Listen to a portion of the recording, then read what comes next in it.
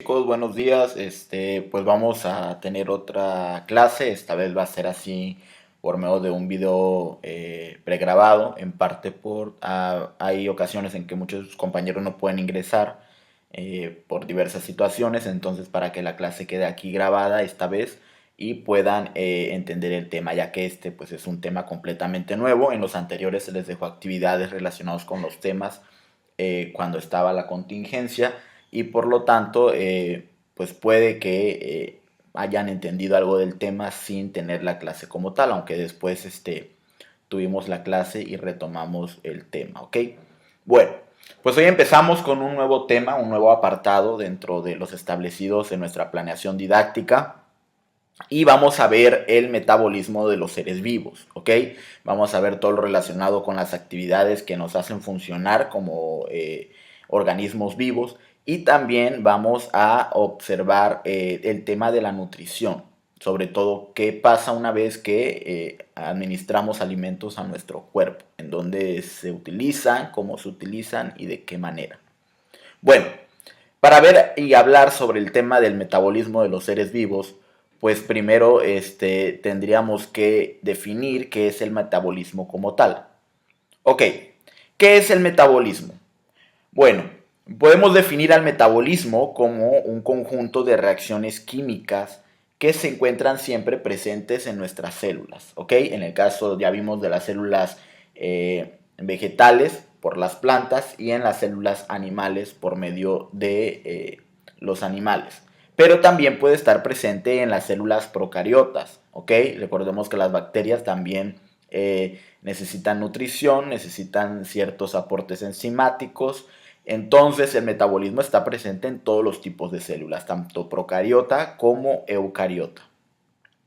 Ahora, es a partir de este metabolismo donde los organismos obtienen la energía que se necesita para que puedan realizar todas sus funciones y poder vivir como tal, ¿no? Y tener esta capacidad de producir sustancias necesarias para mantener el cuerpo en homeostasis. Si recordamos que es la homeostasis, es ese equilibrio metabólico interno en el cual todo funciona dentro y fuera de la célula. Entonces, para mantener esa homeostasis se necesita esta energía y se necesitan estas reacciones químicas funcionando.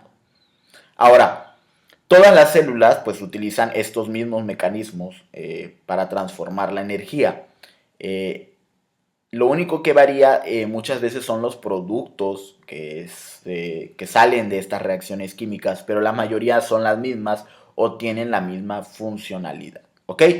Entonces, el metabolismo son reacciones químicas para que nuestras células y nuestros organismos puedan funcionar como tal. Esa es básicamente la definición de metabolismo.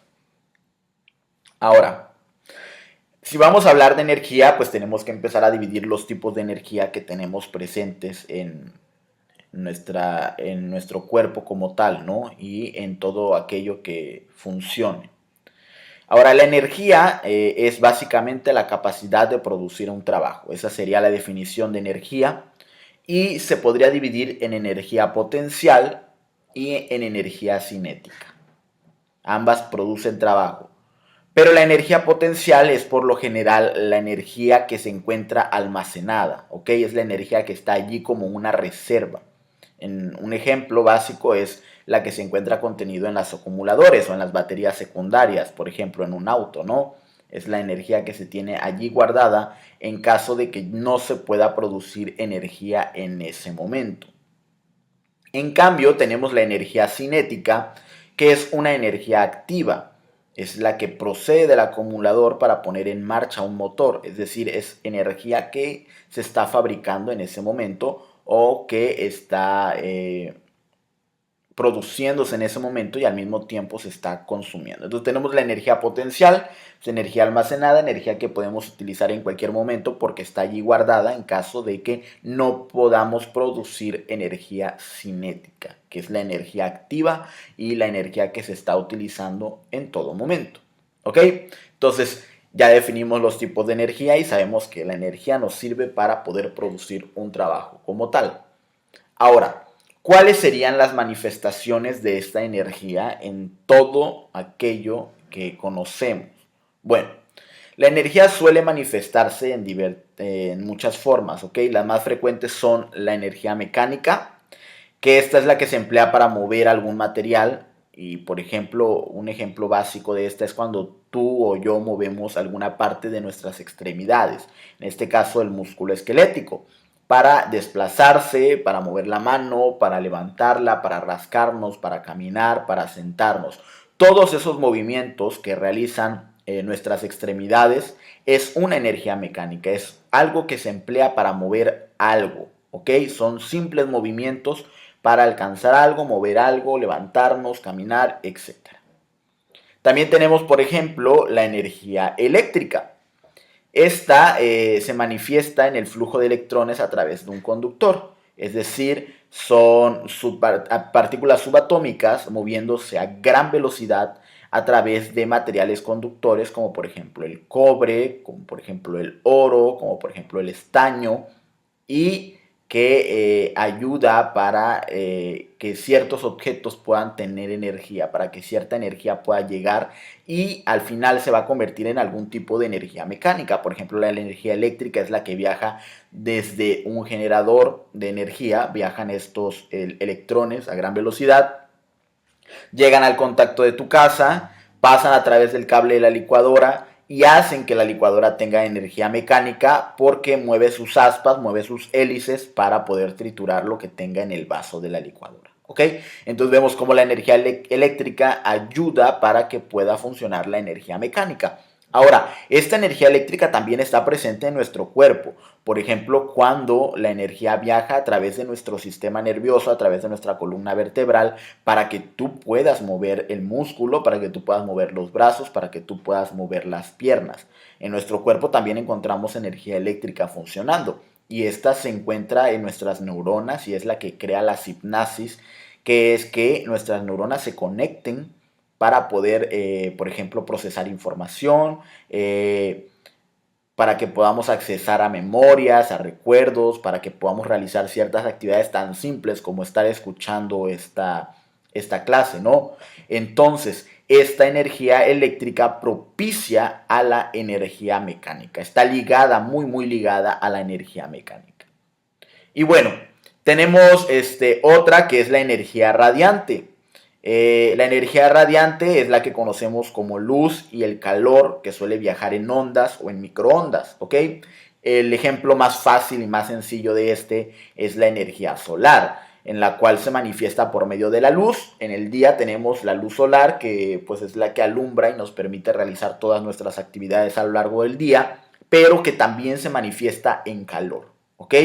El calor que es el que sentimos en el medio ambiente, porque estas ondas o estas microondas pues rebotan en ciertos materiales que no absorben el calor y al rebotar lo dejan en el ambiente generando pues las altas temperaturas que pueden tener algunos lugares. Por ejemplo, aquí en nuestro estado, ¿no? En nuestro estado de Tabasco suele existir altas temperaturas, diversas condiciones lo ponen de esa manera. Pero la energía radiante es básicamente eso. Ondas que viajan y que se manifiestan a través de luz y calor. Tenemos, por ejemplo, el otro ejemplo sería el del microondas, ¿no? Que son ondas, ya lo está diciendo la forma en el subtítulo, la forma en la que funciona, que pues tienden a excitar a los electrones, es hacerlos a vibrar a gran velocidad para que estos generen calor, ¿ok? Entonces, esa energía radiante se manifiesta de estas dos formas, luz y calor. Y por último, tenemos a la energía química, que pues es aquella que se encuentra almacenada en todos los compuestos orgánicos. Recordemos, los compuestos orgánicos son todos estos compuestos o elementos que propician la generación de vida y que se encuentran en los vegetales y que se utilizan para poder producir a un proceso llamado fotosíntesis, ¿no? En el cual participan, por ejemplo, el agua o el H2O que conocemos, el dióxido de carbono, que es el CO2, y la energía solar. ¿Ok? Estos tres principales ingredientes participan para el proceso de la fotosíntesis. Es decir, utilizamos elementos químicos que se van a combinar y van a dar como resultado algún tipo de reacción o algún tipo de sustancia química que va a propiciar la generación de energía. Este que les acabo de dar es el ejemplo más básico, más simple, y es el que utilizan las plantas, los seres autótrofos, para poder generar energía. ¿Ok? Entonces tenemos esas manifestaciones de la energía, que puede ser básicamente energía potencial, energía almacenada o energía cinética que está en proceso, y que son la mecánica, la eléctrica, la radiante y la química. Y vemos cómo, les repito, otra vez está ligada, porque por ejemplo, para que la química pueda funcionar en los seres autótrofos como las plantas y algunas bacterias, pues se necesita la energía radiante, que es la luz y el calor que genera el sol. Así como, por ejemplo, la energía mecánica muchas veces necesita de la energía eléctrica para poder funcionar. Están ligadas. La eléctrica a la mecánica y la radiante a la química. Incluso la química también podría estar ligada a la energía eléctrica. Hay muchos experimentos donde se utiliza la energía eléctrica para hacer funcionar ciertas reacciones químicas que propician igual a la creación de ciertos elementos o de ciertas sustancias. ¿Ok? Entonces, ninguna funciona por separado. La mayoría de las veces todas tienen que funcionar en conjunto, o cada una de ellas tiene una parte en donde interviene algún otro tipo de manifestación de energía. Bueno, vamos con esta energía y los seres vivos, porque nosotros, todos los seres vivos, pues estamos sumamente ligados a la energía y necesitamos energía, carecemos de la energía propia y muchas veces la tenemos que adquirir del medio. Nos dice que la energía que fluye en el mundo biológico pues procede originalmente del Sol como energía radiante, ¿ok? El Sol es la fuente de energía principal de nuestro planeta y es la que propicia la generación de otros tipos de energía como los que ya vimos. Ahora nos dice que solo una mínima proporción es fijada por los autótrofos durante el proceso fotosintético. De toda esa energía que irradia el Sol a la Tierra, un pequeño porcentaje es el que utilizan las plantas y las bacterias para producir sus alimentos o sus nutrientes por medio del proceso fotosintético, por medio de la fotosíntesis. Entonces queda una gran cantidad allí que se consume en el espacio cósmico.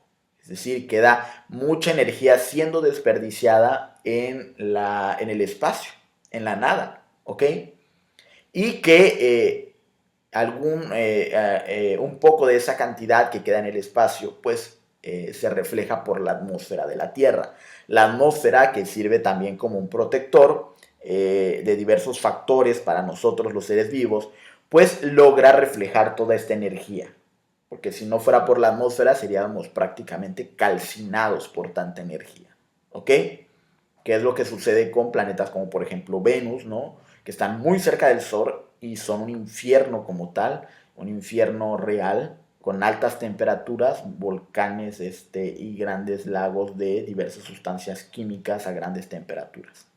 Bueno, ahora, de la poca cantidad que logra atravesar la atmósfera, porque a pesar de que es un gran escudo, sí permite que atraviese un poco de esta energía solar, pues la mayor proporción es absorbida por cuerpos inorgánicos, que era lo que yo les decía, y que la refleja el ambiente en forma de calor. Un ejemplo de esto son las rocas, es el suelo, la arena, la tierra, y que la refleja, pero como también está la atmósfera protegiendo de nuevo la tierra, tanto por dentro como por fuera, pues crean algo que conocemos como efecto invernadero, ¿no? Que es un invernadero, es como una pequeña casita en donde hay plantas y se pone de cierta forma en lugares donde hay mucho frío, en lugares donde las temperaturas son muy bajas, para generar calor. ¿Cómo lo generan? Pues esta pequeña casita que crean, ingresan los rayos solares, pero ya no salen, entonces se crea un ambiente caluroso allá adentro, agradable para las plantas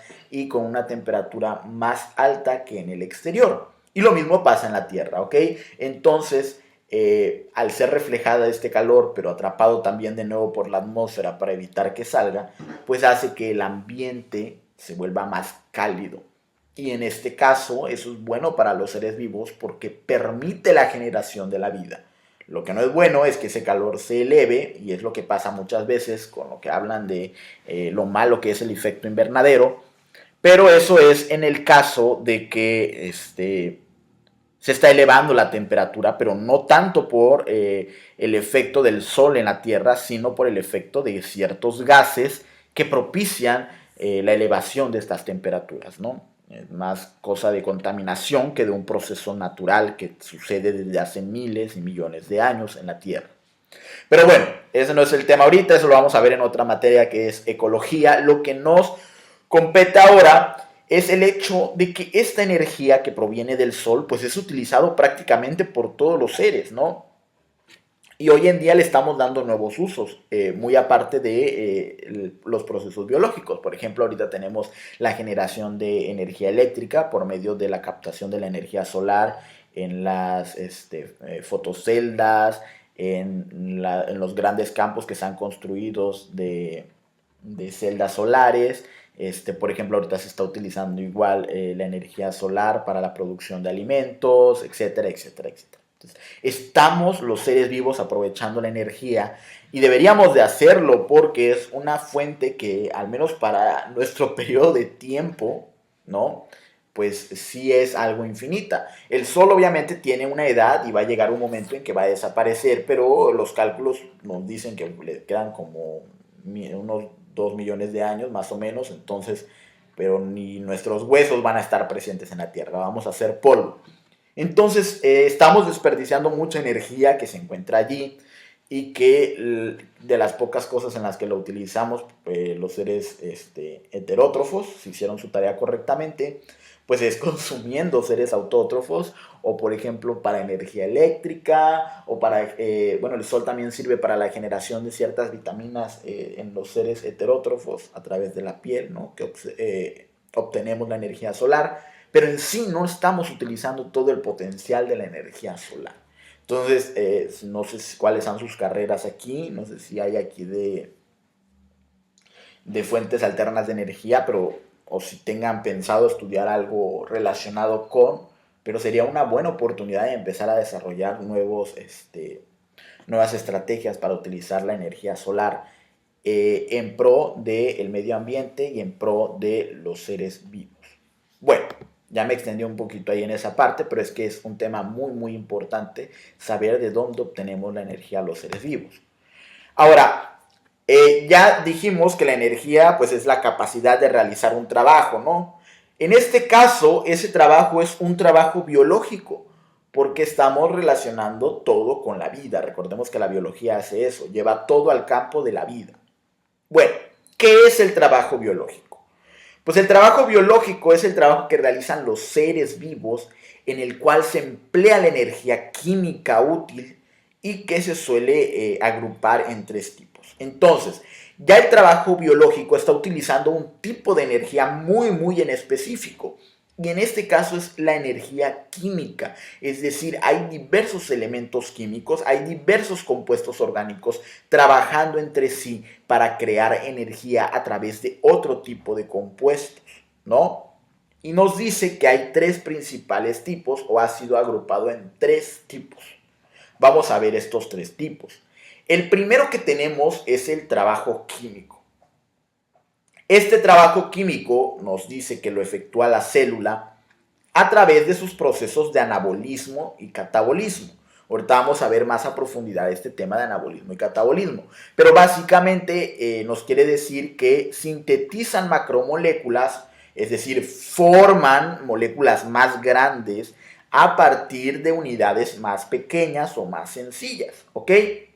Y al degradar esos polímeros en sus monómeros. Es decir, al crear nuevas sustancias, está habiendo un trabajo químico, porque para crear estas nuevas sustancias a partir de sustancias más pequeñas, de sustancias con un tamaño más pequeño, y crear uniones químicas, y al crear reacciones químicas, se está dando un trabajo químico, ¿ok? Aquí está habiendo un trabajo químico para que podamos tener moléculas más grandes, moléculas más complejas y moléculas con un fin en específico. Entonces, este trabajo químico es un tipo de trabajo biológico porque al final estas moléculas que se crearon pues van a tener un fin en el proceso de nuestra generación de vida y en el proceso del mantenimiento de nuestras funciones biológicas. Entonces, el trabajo químico interviene de esa manera en nuestro cuerpo.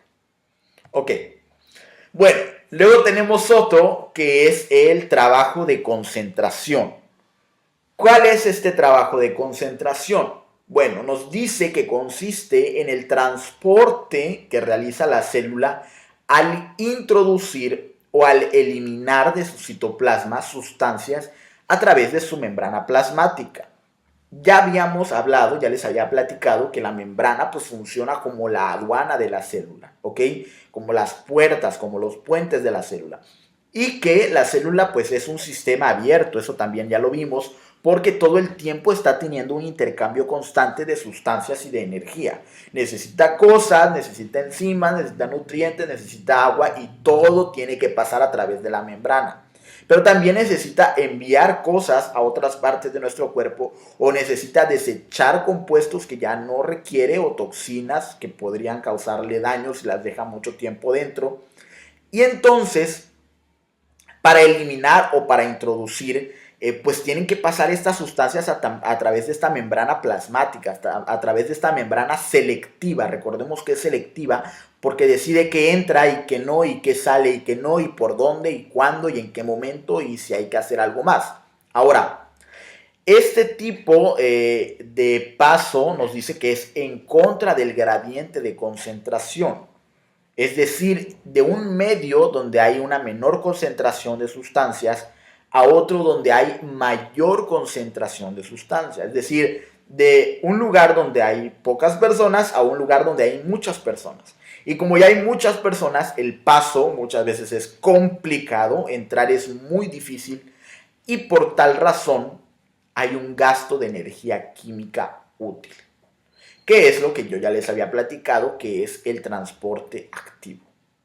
Ese transporte donde la célula gasta energía para que ciertas sustancias, ciertos componentes puedan ingresar o puedan salir como tal. ¿Ok? Entonces, aquí es donde también vemos que se está gastando energía y donde está habiendo un trabajo biológico porque el trabajo es que la membrana se pueda abrir y que la membrana pueda dejar pasar sustancias y pueda dejar que salgan o que entren. Y este trabajo pues conlleva un gasto de energía. Esa energía que hayamos hablado que se está realizando todo el tiempo en las mitocondrias, ¿no? Que hay una degradación de la glucosa y que se convierte en ATP, que es la moneda de la energía del cuerpo. Bueno, pues aquí está en el trabajo de concentración, cuando la concentración de un lugar pasa de mayor a menor, de poco a mucho. Y para que eso suceda, para que ese gasto de energía suceda, hay prácticamente una energía química funcionando en el transporte activo. ¿Ok? Bueno, y luego tenemos el trabajo mecánico, que es igual que el uso de la energía mecánica que vimos en las manifestaciones de la energía, unas diapositivas atrás. Y este trabajo mecánico pues lo realiza la célula al efectuar sus movimientos como los que lleva a cabo en su citoplasma. Recordemos que en el citoplasma hay movimiento constante de todo tipo de moléculas y organelos. Allí ya está existiendo un movimiento mecánico, hay cosas moviéndose porque necesitan llevar, traer, fabricar, mover, desechar, meter, etc. Todo eso es un tipo de movimiento. Se realiza en el citoplasma de la célula. Tenemos el traslado de cromosomas durante la división celular o el desplazamiento que efectúan los organelos unicelulares, etc. o los flagelos. Y en este tipo de trabajo pues también hay un gasto de energía.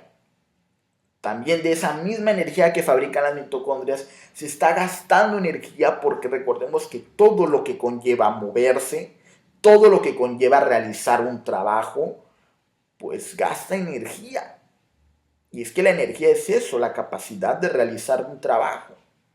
Entonces nuestra célula, recordemos que yo les había dicho que es como una fábrica en que en todo momento se está haciendo algo, nadie está parando, allí no hay turnos de 12 horas o de 24 y 24 o trabajamos 7 días de la semana y como Pablito no hace nada el sábado y el domingo y se echa a dormir, no vamos a trabajar. No. En la célula todo el tiempo está funcionando, todo el tiempo se está haciendo algo, todo el tiempo se está eliminando algo y por lo tanto todo el tiempo se está gastando energía. ¿Ok? Porque recordemos que hay actividades que realizamos sin siquiera quererlas, como por ejemplo el respirar. Nosotros estamos respirando y no lo habías notado o no te habías puesto a pensar en ello hasta ahorita que lo menciono. O por ejemplo está tu sistema circulatorio funcionando, tu corazón está bombeando y tú no estás deseando que suceda. O por ejemplo la hipnosis que hay en tu cerebro, estas células conectándose para que tú puedas ver, para que tú puedas escuchar, para que tú puedas procesar información y estar pensando en el novio o en la novia. Allí está habiendo un movimiento involuntario, ¿ok? Y también lo está viendo en muchos otros órganos. En tu hígado se están procesando diversas sustancias, en tus riñones se están filtrando los líquidos de todo lo que has tomado y comido en estas últimas horas. Entonces, todos estos trabajos al final del día están siendo realizados en la célula. Y es un trabajo mecánico. Y estás gastando energía, así estés sentadito en tu casa, como cuando tu mamá te dice que no levantas ni un pie ni para moverte. Pues allí sentado pues estoy trabajando. Claro que eso no es excusa para que le digas a tu mamá, hey, no, estoy sentado pero estoy trabajando, no. Sino que hablo que tu cuerpo todo el tiempo está teniendo un gasto de energía. Por lo tanto, no lo podemos dejar sin alimentos porque las estamos necesitando todo el tiempo. No es como que si te quedas inmóvil vas a dejar de gastar energía y por lo tanto, bueno, pues no pasa nada, no necesito comer. Por más flojo que seas y por más días que lleves acostado, vas a tener hambre. Porque todas las demás funciones de tu cuerpo están gastando energía. Todo aquello que no notas, que no percibes, que no sientes, está gastando energía. Entonces ya tenemos allí los tres tipos de trabajos biológicos. Tenemos el trabajo químico, tenemos el trabajo de concentración y tenemos el trabajo mecánico. 3 trabajos biológicos donde estamos necesitando energía.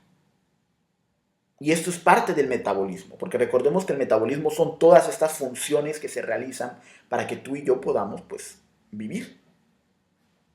Entonces, ya vimos los trabajos biológicos. Vamos a entender qué es ese anabolismo y catabolismo que se mencionó en el trabajo químico. ¿Qué es eso? Bueno, nos dice que el metabolismo en general de la célula pues consta de 2 procesos que son fundamentales, que son sumamente necesarios para que la célula y todo nuestro organismo pueda funcionar. El primero es el anabolismo, ¿ok? En este proceso nos dice que se sintetizan moléculas sencillas, es decir, se crean moléculas sencillas y también se crean moléculas muy complejas, muy grandes, a partir de moléculas sencillas. Es decir, estamos hablando de un proceso de creación, de un proceso de fabricación, ¿ok? De un proceso en el cual tomamos pequeñas piezas, las unimos de tal manera que encajen, que sean necesarios, que se vea bien y creamos un gran rompecabezas. Eso es el anabolismo, el crear algo. En este caso, hablamos de crear moléculas grandes, moléculas que necesita el cuerpo. ¿Ok? Y ya hemos estado viendo ejemplos de esto. Por ejemplo, la polimerización de monosacáridos para formar polisacáridos más grandes. ¿Recuerdan el tema de los carbohidratos cuando hablábamos de que los monosacáridos eran una unidad de glucosa? Que era simplemente un cuadrito de glucosa en esa cadena que veíamos tan larga. Bueno, pues estos monosacáridos son moléculas sencillas. ¿Y qué pasa? Que si las unimos, si se sintetizan, podemos llegar a crear estos polisacáridos que son grandes cadenas de sacáridos, grandes cadenas de azúcares, como por ejemplo el almidón y el glucógeno.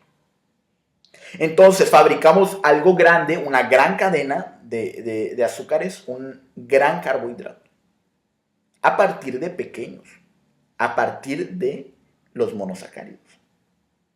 A partir de muchas pequeñas moléculas de glucosa, logramos crear algo grande como en este caso el almidón y el glucógeno. Así es como funciona el anabolismo. De algo pequeño creamos algo grande. Y por lo tanto su contrario es el catabolismo. Es decir, las moléculas grandes y complejas se destruyen, se degradan para volverlas en moléculas más sencillas. ¿Ok? Tenemos una molécula muy grande, la vamos a volver en pequeñas moléculas. Por ejemplo, en este caso nos habla de la degradación de los polisacáridos, como lo es el almidón y el glucógeno, grandes cadenas de azúcares, y lo convertimos en glucosa. El proceso que vimos en anabolismo, pero a la inversa. Degradamos ese gran almidón y lo convertimos en pequeñas moléculas dispersas de glucosa. En el anabolismo agarro todas esas pequeñas moléculas, las uno y creo el almidón. En el catabolismo destruyo ese almidón y lo convierto en pequeñas moléculas. Eso es el anabolismo y el catabolismo. Un proceso que utiliza el cuerpo para formar cosas que necesita o para degradar cosas muy grandes porque necesita las cosas pequeñas. Recordemos, por ejemplo, que el catabolismo está muy presente en la mitocondria. En la mitocondria, que es donde se degradan todos esos grandes carbohidratos, esas grandes cadenas de carbohidratos, hasta glucosa, porque a partir de la glucosa la mitocondria lo va a convertir en ATP, que es la molécula de energía que necesita tu célula. Y tú dirás, ala, pues qué proceso, porque para convertir el alimento, pues se tiene que hacer una cadena grande, pero para que yo la pueda utilizar, tiene que volver a ser pequeñita. ¿Por qué no consumo la pequeñita? Ajá. En este caso, porque no vamos a comer molécula de glucosa por molécula de glucosa. Se unen y se crean para poder formar alimentos como tal. Alimentos que sean palpables, que sean visibles, que tengan sustancia que la pueda utilizar tu estómago para sentir saciedad. Y una vez ahí dentro, ya te dio satisfacción, te sientes lleno, te quitó el hambre. Entonces ahora sí vamos a degradarlo y utilizar solamente lo que necesitamos. El resto lo desechamos.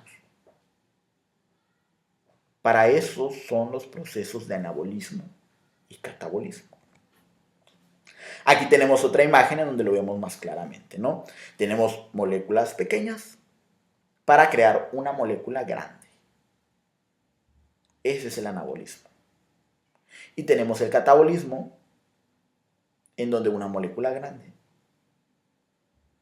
libera moléculas pequeñas. Ahora, esto conlleva un gasto energético, por eso es que vemos ahí la palabra energía, porque en el anabolismo, para que se pueda crear esa molécula grande, a partir de muchas moléculas pequeñas, pues se necesita suministrar energía para que haya una reacción química y se cree esta molécula grande. Y en el catabolismo es lo contrario, para deshacer esa molécula grande se elimina y como resultado, como producto, tenemos las moléculas pequeñas y tenemos energía. Entonces vemos cómo el proceso de anabolismo y catabolismo por eso está dentro del trabajo químico. Porque al final del día estamos trabajando con sustancias químicas y que van a propiciar o el uso de energía o la liberación de energía. ¿Ok? Esa es la forma en la que funciona el anabolismo y el catabolismo. Ahora, una forma en la que a mí me la enseñaron, y como me la aprendí rápido, es que hablábamos de que Ana es la gorda y Cata es la flaca. Ana es la gorda porque creamos moléculas grandes y gordas y enormes. Y Cata es la flaca porque se hizo flaca debido a que viene de moléculas muy grandes y se convierte en moléculas chiquitas. Es una forma fácil de adivinar para qué es el anabolismo y para qué es el catabolismo. Ana es la gorda y Cata es la flaca. Entonces, si hablo de que Ana es la gorda, estamos hablando de moléculas grandes. Estamos hablando de creación a partir de pequeñas.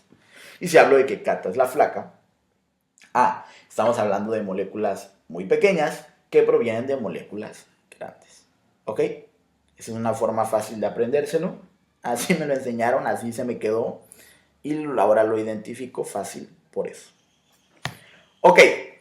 Y entonces llegamos a la parte de la nutrición. ¿Ok? Porque ustedes pues ya hicieron su tarea, ya saben más o menos los tipos de nutrición que existen, ya saben más o menos para qué y de dónde proviene cada uno de esos tipos de nutrición.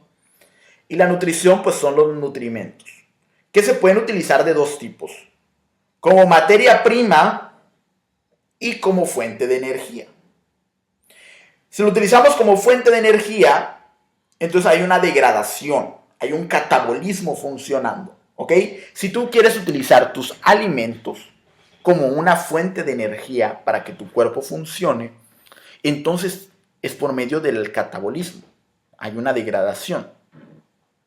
Ahora, si tú los vas a utilizar como materia prima, entonces estás utilizando el anabolismo, hay una síntesis, hay una fabricación. Y al final es para obtener energía, esta molécula de ATP. ¿Ok?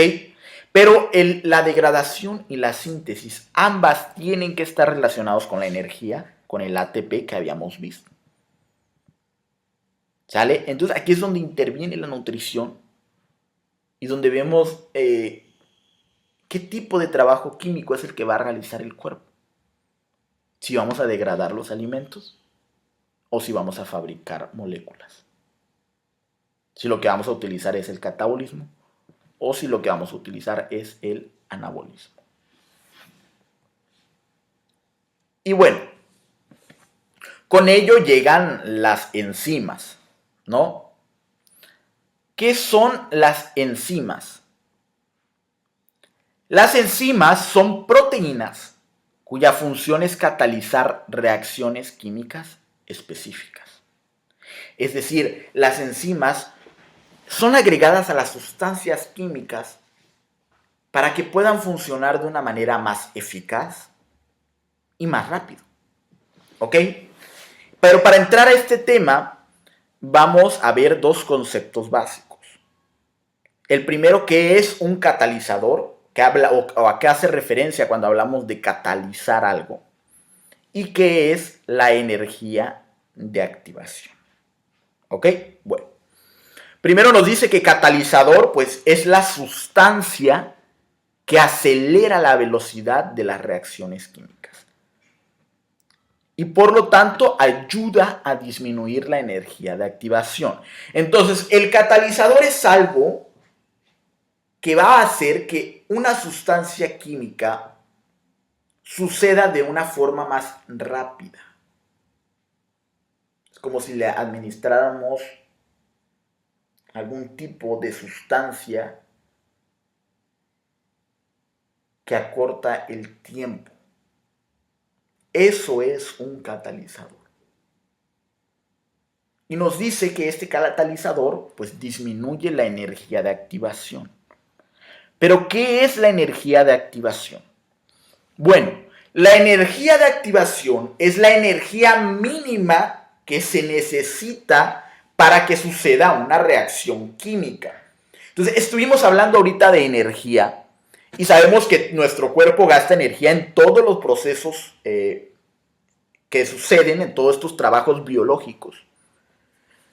Pero, como en todos lados se utiliza energía, ¿qué pasaría si en algunos trabajos nos podemos ahorrar energía?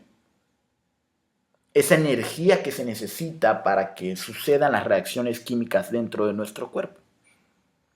Allí es donde intervienen las enzimas. ¿Ok? Y bueno, eso lo vamos a ver en la siguiente clase. Hasta aquí llegamos. Y pues hoy ya vimos más o menos cuáles son los procesos biológicos que intervienen en nuestro cuerpo. ¿Ok? Ya entendimos cómo funciona la energía. Ya vimos los tipos de energía que existen. Ya vimos el trabajo biológico. los tipos de trabajo biológico y conocimos qué es el anabolismo y el catabolismo. ¿Ok? Bueno, pues nos vemos en la siguiente clase.